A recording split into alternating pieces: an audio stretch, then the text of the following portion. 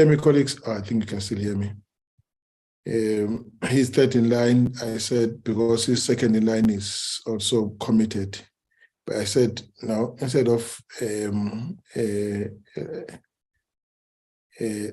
taking the briefing from his junior, we better move the meeting to another date when he is present, because there would obviously be issues that his junior would not be able to deal with.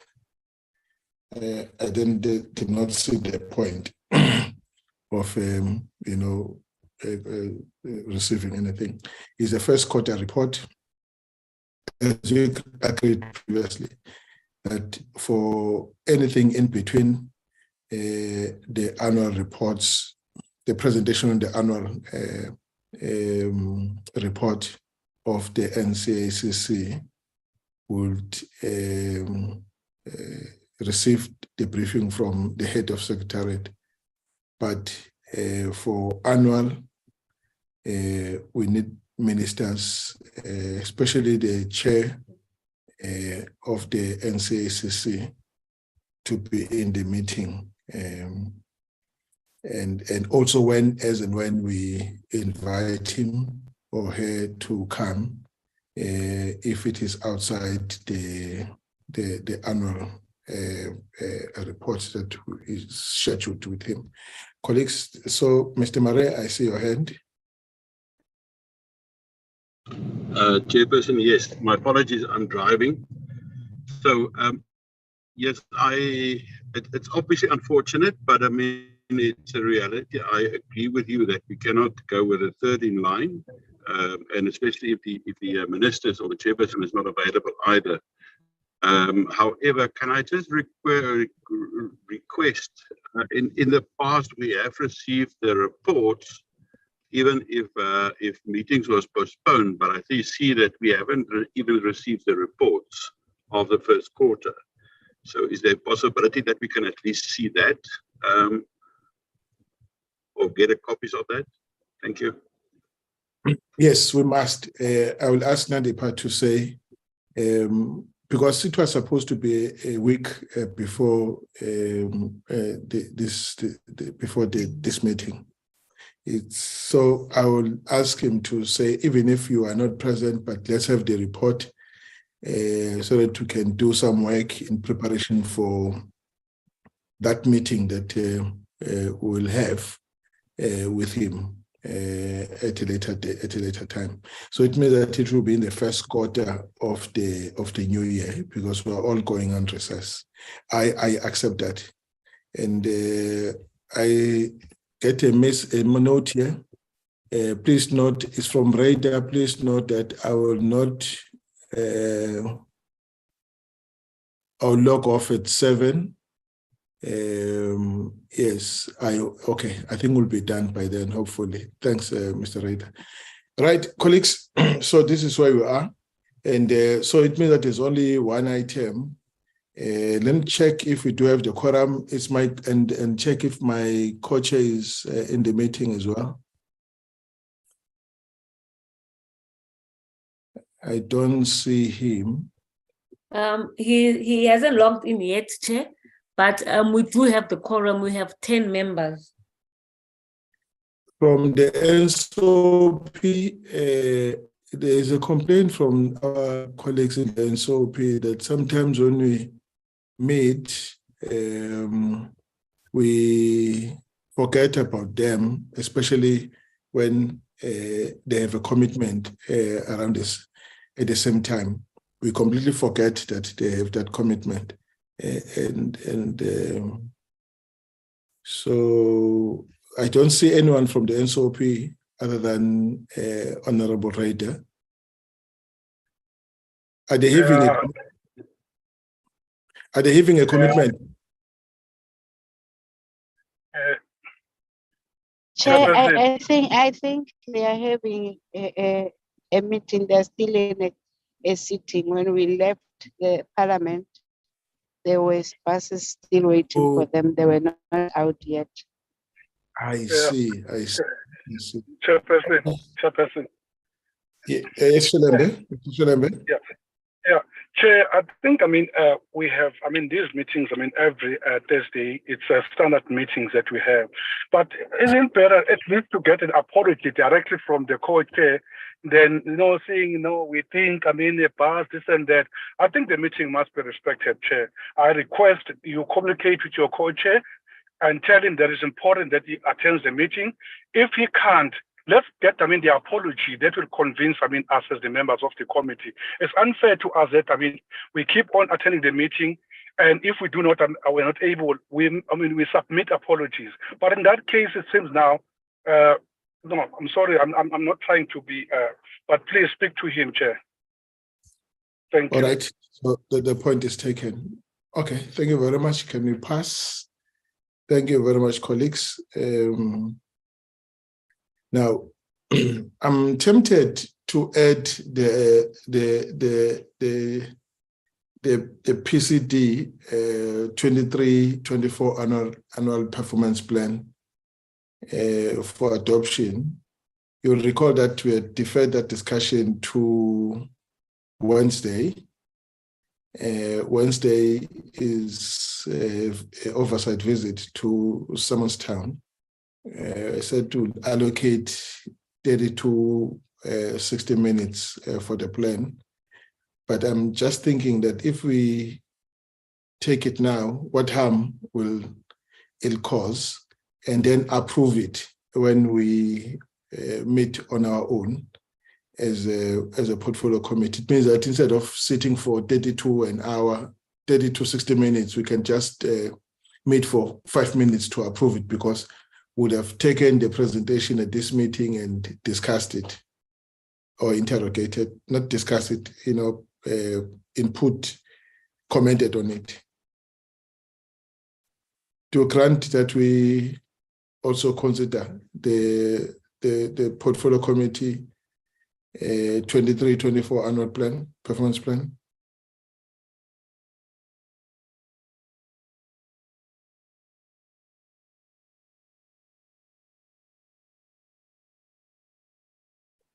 I don't see hands. Okay, let me invite you. Apologies. Can you take apologies? Evening Chair, evening members. There's no apology from the member side. The only apology is from the minister, who is still ill. Okay, it's noted. The minister is not well. All right. Okay. All right. Can we then deal with the presentation? Willem, you lead us on the presentation. Good evening, Chair. Good evening, members. I just want to get the correct slide up.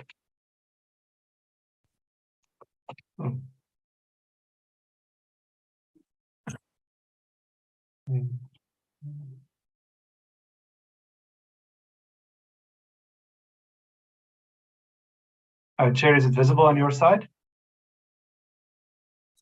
Yes, it is. Thank you, Chair, and members. Good evening. This will be, I think, quite quick. We will go through it through the draft Joint Standing Committee on Defence Annual Performance Plan. Members who's been with the committee for a while will recall that we did a strategic plan. I think it was in 2021 or end of 2020, if I recall. So this plan is an annual plan which looks back on the strategic plan and keeps in mind some of the aspects that were delivered in or decided on in the committee's strategic plan. And this plan then looks forward to the rest of the year. And basically it has quite a bit of importance in the sense that this is the plan that will take this committee to the end of this current parliament, the 6th parliament. And so this plan also looks back at last year and looks forward what we can do in the coming year. Chair and members received this draft plan. So I'm just going to go through the highlights in the beginning and then focus on the detail in the end. First of all, the plan starts off similar to the strategic plan with the mandates of this committee. and that it's aligned with the Constitution of 1993 and the section in the Constitution that established this committee and its mandates. In terms of its mandates and its reporting departments, the departments that report to it is the Department of Defense, and the specific entities that has relevance there is Armscor, the Castle Control Board, as well as the Defence Force Service Commission, the Military Ombudsman, the NCACC, and the NCACC, which reports on a quarterly basis. In terms of the customers and stakeholders of the committee, similar to the Joint Standing Committee on Defence Strategic Plan, is the People of South Africa, National Assembly, NCOP, the partnership with the PCDMB, and the defence industry stakeholders, as well as soldiers and civilians working in the Department of Defence, and then the major official stakeholders that we just mentioned. Perhaps also important to note the role of the Reserve Force and the Reserve Force Council and the National Defence Industry Council. In terms of the committee's services and output, it's perhaps important to note 3.2, the outputs of this committee, which includes the minutes and quarterly reports, annual reports, the committee's own annual report, study tours reports, oversight visit reports, and that research information should be supplied within 100% of the time requirements and procedural advice within 7 days. Those are the requirements for reporting to this committee. Services and products rendered by the committee. This committee undertakes a number of renders the following services and products. It undertakes reporting back on oversight visits and investigate working conditions, equipment, and infrastructure provided to soldiers and civilians deployed and employed by the Department of Defense. Also aspects around public participation, which we'll get to at the end, meetings with experts, interested and affected parties, scrutinizing and overseeing executive action, and international participation. Currently, these are the list of members of this committee, as well as the support staff. Members may note we have one vacancy currently, which is the committee researcher position. And then getting to the nuts and bolts of this report, looking back at the previous year, 2022-23, the Joint Standing Committee of Defence held 23 meetings in the previous financial year.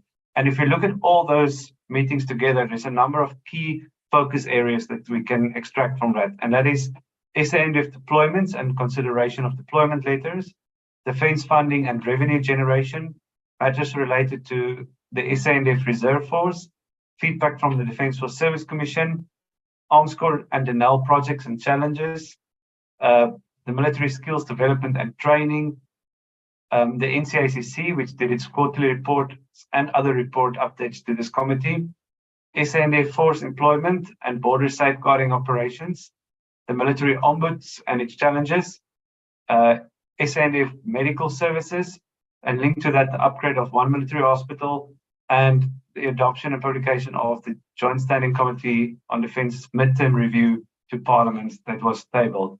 These are the key aspects looking back that this committee has dealt with. And if you look at that list, Chair and members, you can extract a number of aspects from that list and from previous engagements that may warrant further work in the coming year. And based on these previous engagements, the following areas were identified that may be suitable for follow-up. And this includes follow-up and investigations into the forensic audit report of the refurbishment of one military hospital, ensuring additional funding for the SANDF deployments, and the appropriate timing of funding for deployments. This monitoring should be done in conjunction with the Portfolio Committee on Defence and Military Veterans who oversees budgetary aspects more directly through the budget process. Focusing on the declining status of the SANDF's prime mission equipment, this committee has dealt with this extensively already, but further work in this realm remains, including matters then related to maintenance contracts and spares. Also matters related to the SANDF morale, its efforts to rejuvenate the SANDF, and specifically the Reserve Force, the implementation of the Defence Force Service Commission recommendations, follow up on the automation of the permit application system for the NCACC, by the defense industry, improving the work of the military ombud, and focusing on the need to address the non-implementation of some ombud recommendations, SANDF succession planning, and SANDF border safeguarding and improving the effectiveness thereof. So given that these are certain areas where this committee can still look at, going to page 6 is the proposed oversight focus areas for this committee going forward. Now, members might have realized that we are already in the second quarter of this year. So aspects that were already achieved by this committee according to its approved program that members adopted were included in the first term, and there's 3 terms remaining.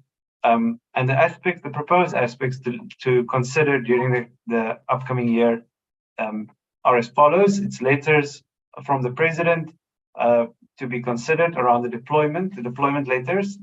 This is, however, a moving target because it's not dependent on the committee, it is dependent on the president.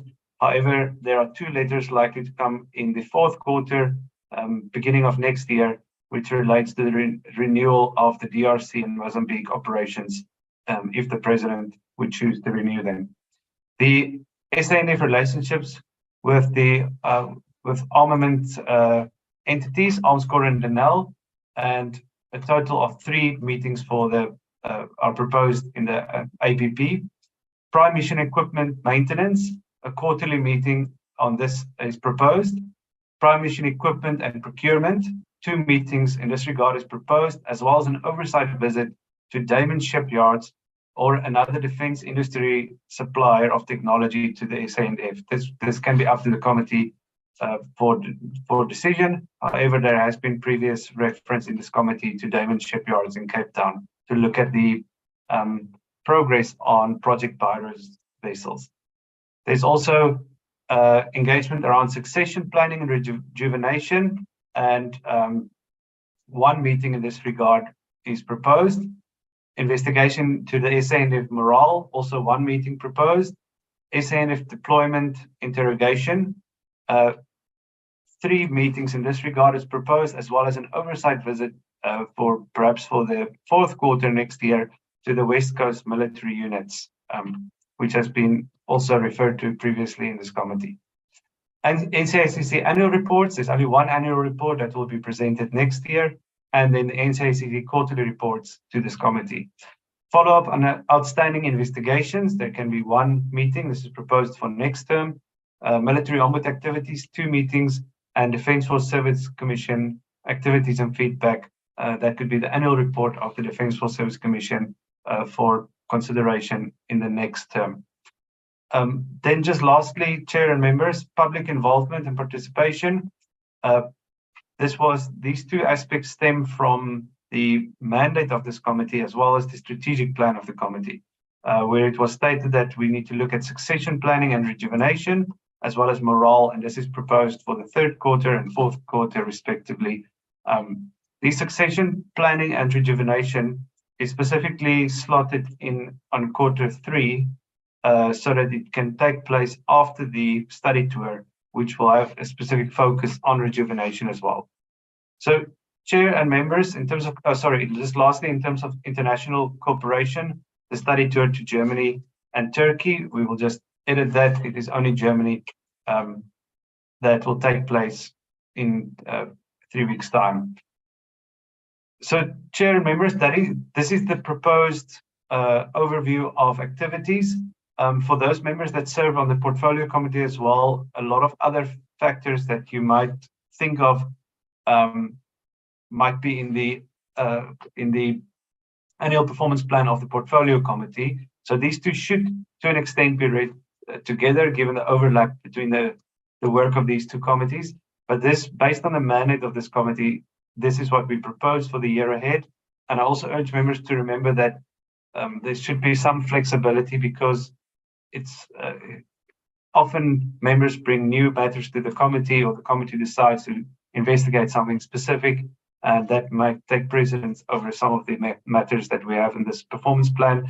But as a broad guideline for the year ahead, this is what we propose, and Yes, Chair, it's up to you and members to provide further input. Thank you. Thank you very much. You are right to say that colleagues may think of something as not reflecting on this one, whereas it is on the other one. Can you go to the PC annual performance plan as well? I will do, Chair. Yeah, I'll come back to Mr. Murray. Even if the focus is on the JSCD, but let's have the holistic view of what this committee needs to do in the 23rd, 24th. You may go ahead, financial year. Okay, Chair, is it visible on your side? It is visible. Okay. Chair, members, I will go through this very quick and also just get to the end so that there's more of a comparison possible. But again, this looking at the portfolio committee for portfolio committee members, it looks at the mandate of the portfolio committee. It looks at the mandates of the reporting departments, which includes the DoD, the DMV, Arms Corps, the CCB, the NCICC, Defence Force Service Commission, the Military Ombudsman, the Reserve Force Council, Military Veterans Appeals Board, Military Veterans Advisory Council. So members can already see the addition of the whole Military Veterans Department in this aspect. Similar customers and stakeholders as the Joint Standing Committee of Defence, except for the inclusion then of all the aspects related to military veterans, which includes the Department of Military Veterans, SAMBA, the Military Veterans Advisory Council, and the Appeals Board. The key business objectives of the Portfolio Committee, perhaps the major distinction is legislation. The Joint Standing Committee of Defence does not deal with legislation, so legislation gets processed through the Portfolio Committee. In terms of the membership, perhaps this can be confirmed next week, Wednesday, when members go through this plan. Also, one vacancy in terms of staff for the Portfolio Committee is also a committee researcher. So there are 2 defence research positions vacant at this stage. In terms of the previous activities of this committee during the previous year, again, looking back at the year, there are certain key elements that we can pull out that the committee looked at. This includes aspects around irregular expenditure, for example, focus on Project Tusano and the medication importation. But not only those, there were many other engagements by the Portfolio Committee on irregular expenditure. A lot of time was also spent on the issue of compensation of employees. Then fruitless, wasteful, and irregular expenditure aligned with the findings of the Auditor General. The Portfolio Committee spent some time on that as well. The committee had engagements with the Department of Military Veterans, specifically around benefits and the rolling out of benefits. And lastly, both departments was also audit action plans. Now, these are over and above the normal work of the Portfolio Committee, looking at quarterly reports, annual reports, the BRRR, and those kind of things. If you look back at those major issues that the PCDMV looked at, what are the potential areas of looking forward? And perhaps this is of value for members of the Joint Standing Committee on Defence as well, to see how the 2 interlink. But the aspects to consider for members to take forward is firstly compensation of employees, the issue around compensation of employees, also the issue of DoD human resources rejuvenation strategy. So members might see something like this feature on both committee side, and the reason for that is that if there are immediate financial implications, for example, perhaps this committee, the Portfolio Committee is better suited to deal with that.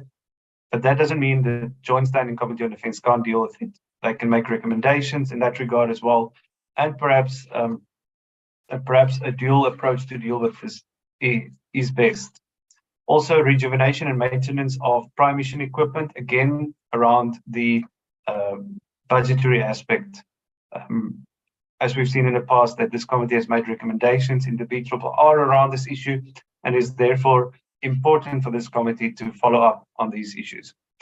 Fruitless and wasteful and irregular expenditure is another one to take forward. Procurement challenges, also important to take forward. The defense cyber capability, and the reason that this is put with the PC is around the policy environment, and if there are legislative requirements later on, perhaps this committee is more suited to deal with this aspect. Again, that doesn't mean the Joint Standing Committee can't deal with it, but for now, we recommend that we put it with this committee, with the Portfolio Committee. Addressing findings with the Auditor General, the audit action plans, and then turning to defense and military veterans, the areas to continue looking at for the Portfolio Committee is the pension benefit,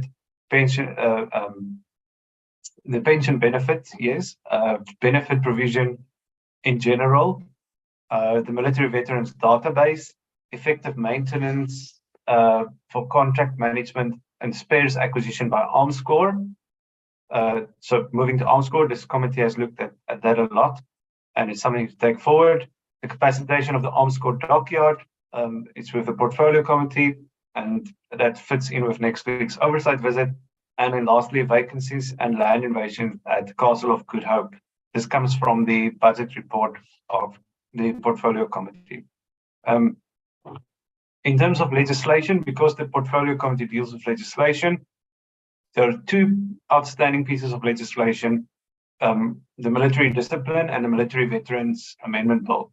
So it's important to note that these bills, even if they are introduced now in Parliament or in the next term, it is unlikely that they will be processed in time in this Parliament.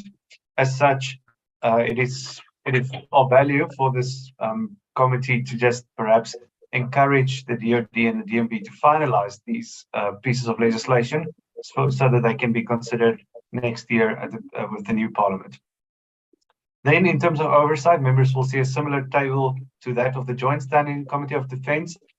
And based on the focus areas of this committee, what the areas that members can consider taking forward in the year for the Portfolio Committee is as follows. There will be the standard box tick exercises for the Portfolio Committee, which includes the Department of Defence APP and budget report. And that we already did in the first term, so that has been completed. Then there's the DoD BRRR, which will be in the third term. DoD quarterly reports every quarter. COE management, an important aspect to take forward, and the proposal is one meeting in this regard every quarter. Human resources rejuvenation, two proposed meetings in this regard, and oversight visit to the Kimberley military area because it's a training facility is proposed in this regard. But again, this will be up to members to decide. There are many training institutions, and perhaps members would like to focus on another training area that can be up for discussion. Prime mission equipment rejuvenation and maintenance, also an important issue that the PC has looked at before. So two meetings are proposed in this regard, as well as two oversight visits, the one being the visit to the Arms Corps dockyard, which is scheduled for next week, so this will take place. And then another visit to the Potchefstroom military area is proposed in this regard. This committee has visited a lot of units in a lot of provinces, but we have not been to the Northwest province or to the Northern Cape, and therefore these two proposed oversight visits also is cognizant of the geographic layout of our military units. So perhaps members can consider Potchefstroom. The other reason why this is lumped with a focus on military equipment is that Potchefstroom houses the SA Army Artillery Unit. It could be of value for members to observe the status of the artillery unit, as well as the intelligence units that is located in Potchefstroom. Further focus proposals is on fruitless and wasteful and irregular expenditure and consequence management. Consequence management is an important aspect that the PC has looked at. and 3 meetings in this regard as proposed. Members might also note that some of these aspects will fall together with other meetings. For example, fruitless, wasteful, and irregular expenditure will definitely be dealt with in the normal consideration of the DoD's annual report and the DMV's annual report. And that's why it's also slotted in the 3rd quarter, for example. Matters related to cyber defense, 1 meeting in this regard. Engagements with the Auditor General, 2 meetings in this regard. Defense procurement, 3 meetings. Engagement with National Treasury, 3 meetings. We already had 1 in this quarter, and members requested a follow-up. So that will take place in the next quarter. Audit action plans, 2 meetings. A review of the 2015 Defense Review, or that is just an update based on the minister's undertaking that they're in the process of reviewing or reconsidering the 2015 Defense Review. It's important to get an update in that regard. That is as far as it relates to the DoD. In terms of the DMV, there will also be the APP and budget, which was already done, the DMV's BRRR, DMV quarterly report each quarter, implementation and rollout of benefits, also each quarter an update on this, because the PCA has been focusing on this quite significantly. Audit action plans and implementation of consequence management, 1 meeting. Engagements with the Auditor General, 2 meetings, and this will then fall together with the engagements on the DoD. One meeting will cover both the DoD and the DMV with the Auditor General. Military Veterans Database, 2 meetings. Staffing matters, 2 meetings. Provincial offices, 1 meeting, and this includes a oversight visit to a DMV provincial office, which can run together with an oversight visit to DoD facilities. Military Veterans Appeals Board and Advisory Council engagement, 1 meeting, and a SAMBA briefing is also proposed as one meeting. Moving on to the entities, it is proposed that the Arms Corps APP and budget, as well as the CCB APP and budget, that has already taken place. Then the Arms Corps BRRR, the CCB BRRR will still take place. Arms Corps maintenance contracts and spares acquisition, 2 meetings in this regard. Capacitation of Arms Corps dockyard, 1 meeting in this regard. Arms Corps IP exploitation and sweating of assets, 1 meeting in that regard. Then around the Castle of Good Hope, vacancies and land invasions at the Castle of Good Hope, and we proposed an oversight visit to the castle as well in the 3rd term, and this can fall together perhaps with utilizing their facilities, but that is up to members to decide. But it was proposed in the past that we should visit the castle. And lastly, engagement with the Reserve Force Council, 1 meeting in that regard is proposed. In terms of international cooperation, the joint study tour between the JSCD and the PCDMV was also added to the list. So, Chair, that is a bit more of an extensive list of engagements. The Portfolio Committee in general also have a higher number of meeting opportunities in a year, whereas the Joint Standing Committee often have clashes between the programs of the INA and the NCOP. There's slightly more opportunity in this committee, and it might look like a lot of meetings, but it is possible to lump some of these together, which will make it easier. So, Chair, those were the 2 APPs, and I leave it over to members for input. We are happy to adjust as you see fit and to take the committee forward. Thank you, Chair. Thank you very much, colleagues. I thought we should take both APPs because the 2 committees are like the 2 sides of the same coin. To have a comprehensive, to look at issues comprehensively, you can't deal with one to the exclusion of the other. As you can see, colleagues, there is a problem. The electricity came back and is going away, and it's a bit of a challenge.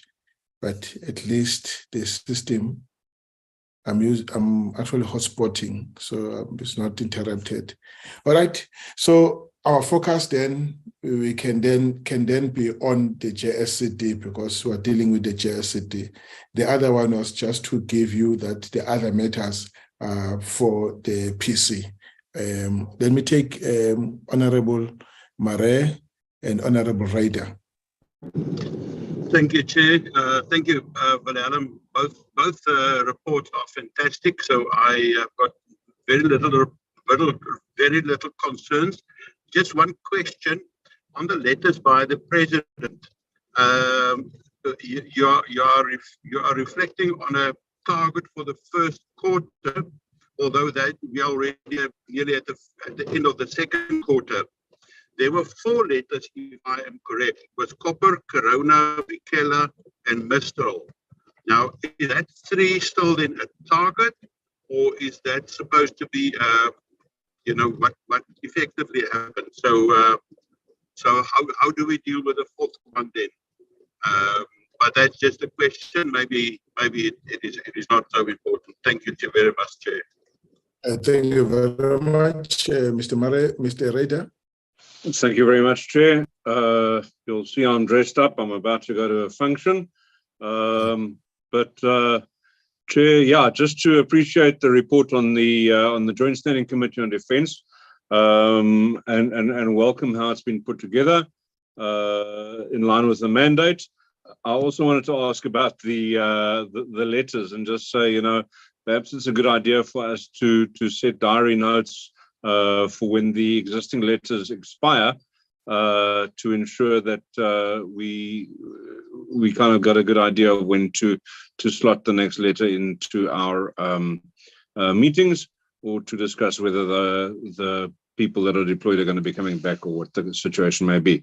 But no, much appreciation for the work done, and satisfied from my side. Thank you, Chair. Thank you very much, Mr. Ryder. Any other hand, colleagues?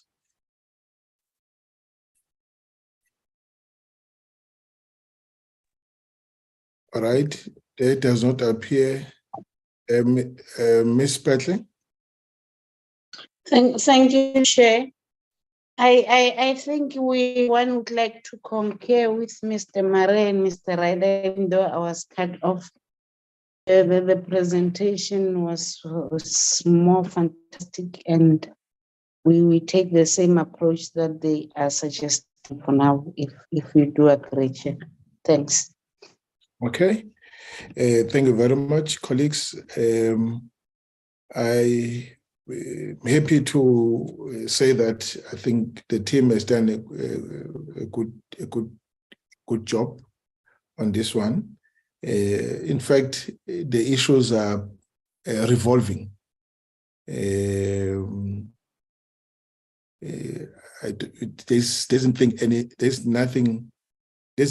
isn't anything new on this. We are keeping track on the issues we already know, and also being asked to focus on some, so that we don't lose attention of them. That is much appreciated. And Vedem is also saying that, of course, there will be issues that may take precedent, that colleagues may want to add to the agenda. So those issues are, we're not shutting them out. There will always be a space for new matters. And so in that way, it's a living document in the sense that it makes space for new documents, for new items as well.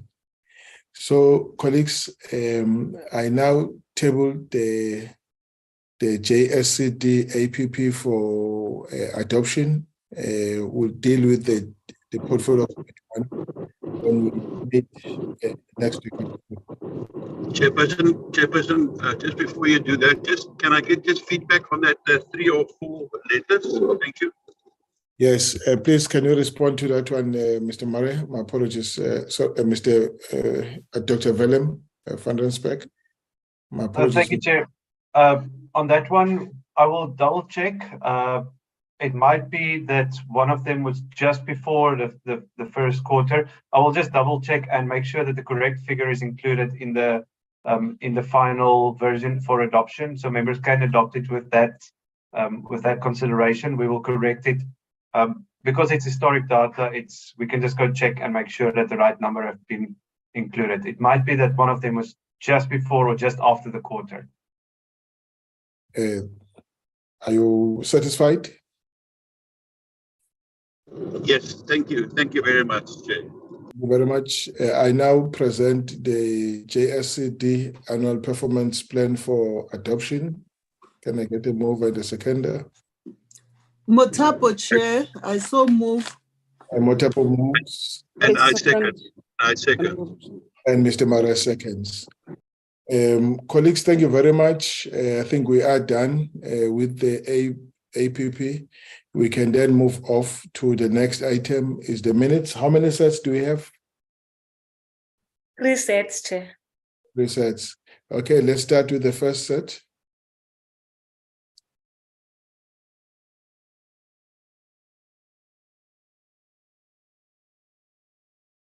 This meeting of the 18th of May, it was the briefing by the Navy on its expenditure plans, contracting details and timeframes for the repair and maintenance of frigates and submarines, and 2 update by the Navy on the status of Project Bureau and Hotel, and then we dealt with the minutes. So, colleagues, this is the attendance.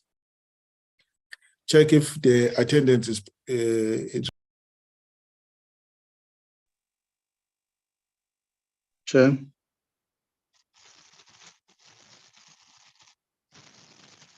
You are muted, Chairperson. okay. Ndabezitha, my apologies. Thanks for the opportunity, Chair. I just want to record the fact that I've been hospitalized from April up to May. So I think I should appear on the list as a member who sent an apology. Yes, you are right. I am aware. Let's look at the apologies. Yes, the incourse is not reflecting. Please attend to that, Nandipa. Am I correct that we don't the name of the visitor of incourse is not on the list? Yes, Chair. I will reflect it, Chair. And for all the other minutes as well, where his name doesn't appear because the apology was in black and white. We're happy that you are back in full strength. All right, page 2.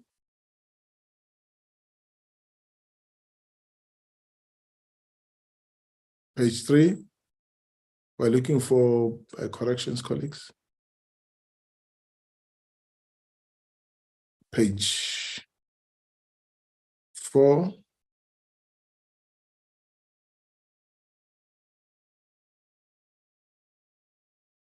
And page 5.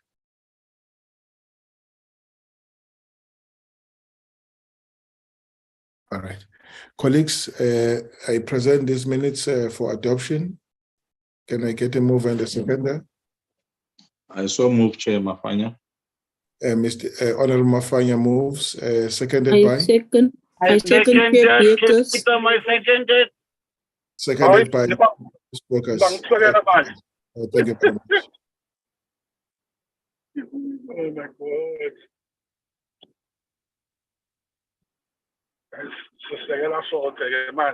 Chair, I don't hear anything. I don't hear you saying. Yes, good afternoon, good evening, Mr. Motsamai, yes. Motsamai, we're now dealing with the minutes of the 25th of May. We're dealing with the update by the SNDF on border safeguarding operations, and then 2 on the level of cooperation with the newly formed border management agency, as well as the minutes. So this is the attendance record. Please go up.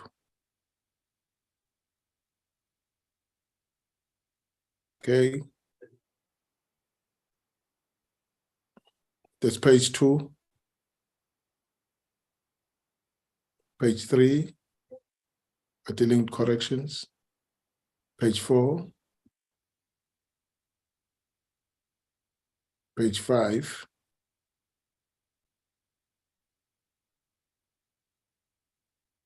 Okay, page 5 was the last page. Colleagues, I present these minutes to you for adoption as true reflection of what transpired on this day. Can I get a mover and a seconder?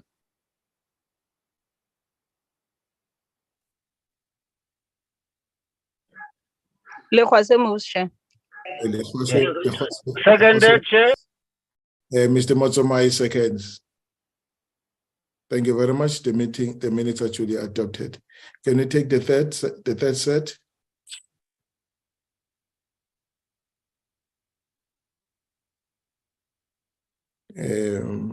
It's a meeting of the 1st of June, a briefing by SAMS on requirements for improving the capacity and the capabilities at military hospitals, including needs and expected cost for critically required equipment, and then we dealt with the minutes. So this is the attendance. Chair. Yes, Ms. Burgess. M. Bakers, who's M. Bakers there, Chair? Please correct that. Yeah, please correct that. Nandipa, are you taking note of that? Chair. Yes, Chair, will do. Yes. Chair, on the issue of Kerim Samai's attendance, it doesn't show there. Yes, Motsamai, right? Yeah, his name doesn't appear. There is there. No, there is there, K. Motsamai. Yeah, but it's right, must be written.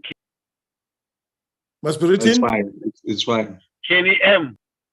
Oh, KKN. All right. Can you give me your correct initials, Motsomai? That's right, Chair. Oh, it's right. No, thank you very much. Okay. All right, we go to page 2. Right. Page 3. Page 4. Page 5. And page 6.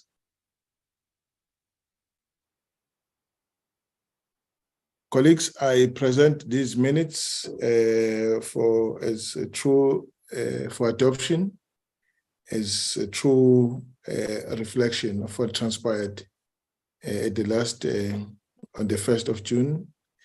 If so, can I get confirmation? I move adoption, Chair. Ms. Mtembu moves.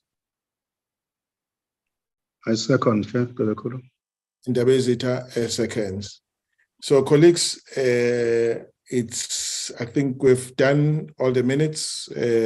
We've now, but just before I will conclude, is any update on the trip? We've done with the minutes. Any update on the trip before I adjourn the meeting? Good evening, Chair and members again. Yes, we can give a quick update. I will ask. I think it's best if we split it, perhaps. I will ask Nandipa if she can to just give a quick update on the administrative arrangements, and then I will give an update on the content arrangements that we have so far. Nandipa, can you assist? Good evening, Chair. On the status of the financial application, was delayed because Parliament instructed me to not work with DERCO anymore, but to work through the travel agent. But the financial application currently is with the divisional manager. From there, it will go to the CFO of Parliament and then to the last person to approve the financial application, which is the Secretary to Parliament. That's on the financial application. And then on the reimbursements of the visa payments that members made. The reimbursements will be made once the financial application has been approved by the Secretary to Parliament, which will probably be mid-week next week, somewhere between Wednesday or Thursday. And then on the status of the visas are ready for collection, and they will be collected tomorrow or Monday, and then they will be given back to members next week, Thursday, in the closed meeting that we will have in Parliament. Thank you very much. But if they have not approved the application, the financial application, what does that mean in terms of securing accommodation and booking flight tickets? Chair, once the divisional manager approves it, then I will request the divisional manager for an email to the travel agent so that they secure in the meantime while we're waiting for the final approval. Because once the divisional manager approves it, there's no way that the Secretary to Parliament won't approve it. So we are waiting on the divisional manager to approve, and then we'll request an email to be sent to the travel agent for them to secure while we're waiting for the POs, because the POs, which are the warrants, are done once the financial application is approved. You're trying to say that for now, we shouldn't worry? No, Chair. Okay. Because the travel agent hasn't said that we will be losing flight. I'm communicating with them daily, Chair. Okay. No, that's fine. No, thank you very much. And for them, on the second part? Chair, members, thank you to Nandipa for that. I might just give my thanks to Nandipa as well. She's been working very hard on the administrative side and following up on this. There's been a number of setbacks in regards to the policies of Parliament, with regards to the finalization of the admin, but Nandipa has been working very hard on that and following up constantly. And there's been very good progress despite these difficulties. In terms of the content update, members will recall that we sent a letter to the German South African embassy in Germany and the military attaché specifically to identify a number of focus areas that we would like to focus on as a committee when in Germany. This letter was in accordance with the application that we did to Parliament that members saw as part of the whole process that we went through. And based on that letter, the attaché has so far confirmed that there's been a number of engagements secured. They sent out letters to the German counterparts, and at this stage, a number of engagements has been secured, and that includes an engagement with the German Bundestag, which is the parliament. There's also engagements with the German Department of Defense, around specific issues, and these issues include around personnel management and rejuvenation. Also, secondly, an engagement around procurement, so that we can learn more about the German procurement systems, acquisition systems as well as the third one. So those are good.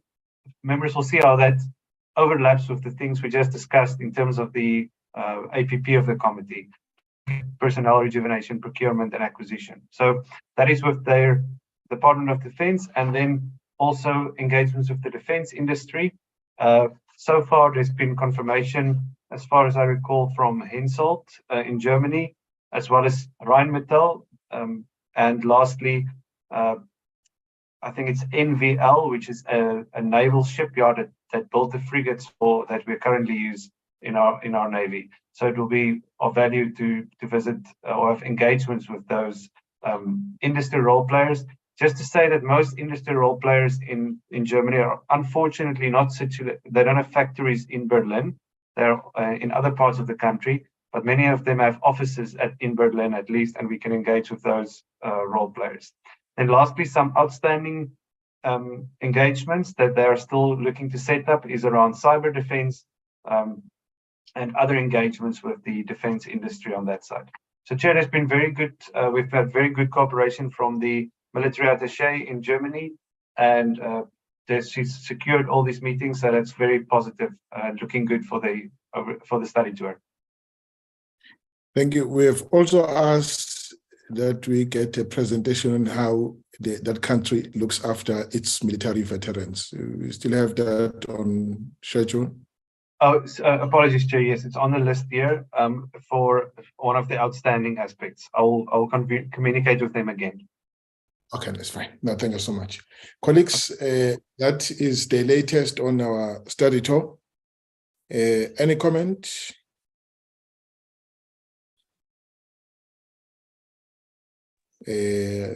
Just from my side, a huge appreciation, Chairperson, for the work that both Malayalam and Nandipa is doing. Obviously, one must just take into consideration this is summertime, so it's a bit of a high season, and you know, with our flights not being confirmed and accommodation, so hopefully, you know, the managers will understand and have appreciation for that, because if we do it post next week, then it's probably too late. So hopefully they will just push it and get it done now. Thank you. Okay, Nandipa, please take note of what Mr. Maria has just said. You know, is it possible to get the travel agency to brief us about what to expect when we land there, weather, this, that, and so forth? You know, those small things that are not necessarily part of the program, but if they're not addressed before we leave the country, may actually become a challenge, or may be or an inconvenience to members. Alice, you wanted, Honorable Mtembu, you wanted to say something?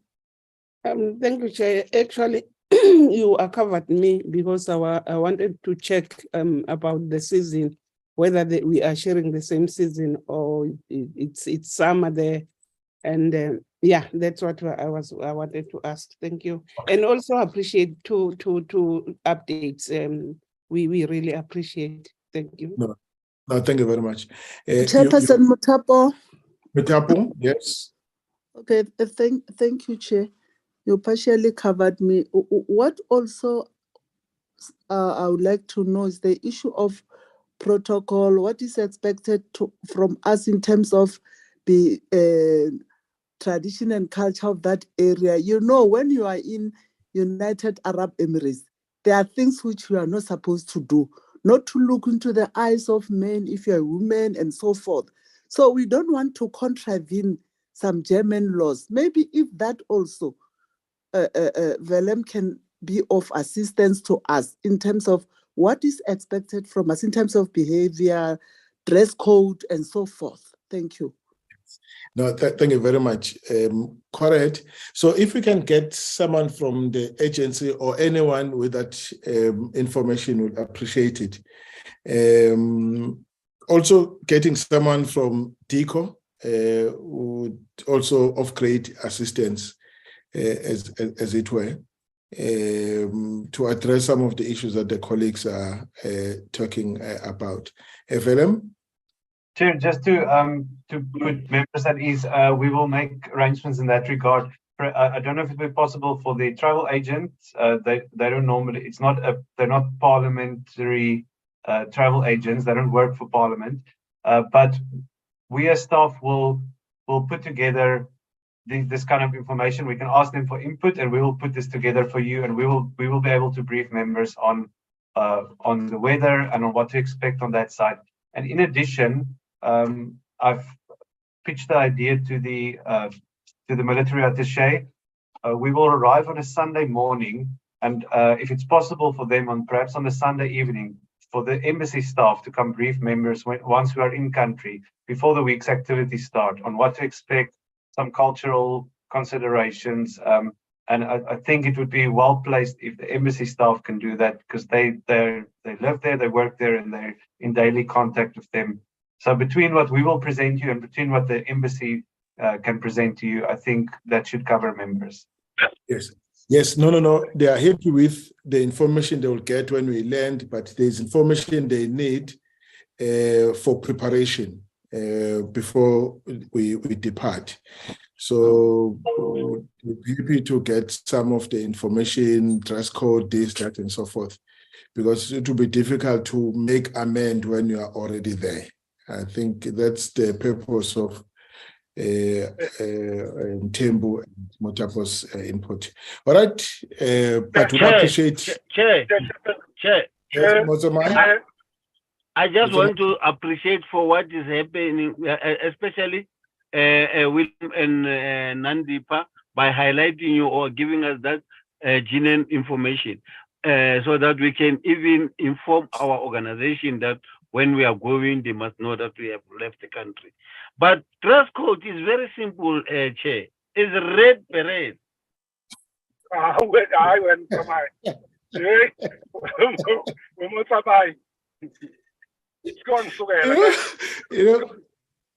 Shelembe, I don't think we should accept that.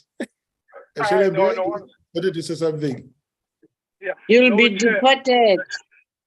Yeah, they will be deported, these ones. Chair, I'm just checking about, the taking of, say, like, we are in Durban, some are in Cape Town, and some are in Joburg. Are we taking off in one place, or does it mean that we'll move from Durban to Joburg, or we'll have, I'm checking on that because sometimes you find that you don't take off in one place. I'm checking in terms of the flight. What's going to happen on that? Do you have an idea? Any idea, Nandipa? Chair, what I know is that we will be in Berlin, which is one area. Unless No, he's actually asking how do we depart from, do we meet in Joburg, or the travel agency will take us from Durban to the thing, or we must use our own entitlement to go to Johannesburg. Oh, okay, I understand. No, the members which are flying from Durban will fly to Joburg and meet the Joburg members there, and then for now they will take Air France to Berlin, and then members from Cape Town and Ms. Bartlett, who is from Kimberley, we will take Turkish Airlines, because the issue is that Turkish Airlines didn't have enough business class seats for all members. So we had to split and use Turkish Airlines and Air France, but the landing, there's not much difference in the landing time in Berlin. It's about 30 minutes apart. Oh, this thing of separating members, I don't know. But if it is because we don't have any choice, we'll live with it. Otherwise, I would have preferred for members to go as a group from South Africa, land as a group. No, it's fine. Let's check if we can still do that. Having the other team living on another airline, and one airline and the other on a different airline. And I hope it also does not mean that even as we come back, would be on different airliners. But please just attend to it. If it is that we don't have any option, well, I accept it. But if we still have an option, let's keep the team together. But of course, I understand the issue of business class and all that. Members must fly comfortably. If with this business class, we must all be business class. Okay, so we'll leave it at that. You will communicate with the agents. Ms. Bartlett? Okay, no, Chair, you covered me because I will fly from Kimberley to Joburg. But it's okay, you covered. I'll wait for that. We'll Thanks, wait for Chair. that. Okay, that's fine. All right, colleagues. Thank you very much, colleagues. I think that takes us to the end of the meeting. Motsomai has told you what the dress code is going to be, and that takes us right at the end. Colleagues, thank you so much. Unfortunately, thank you, Motsomai. Unfortunately. Thank you, Chair. Good night. Thank you, everyone.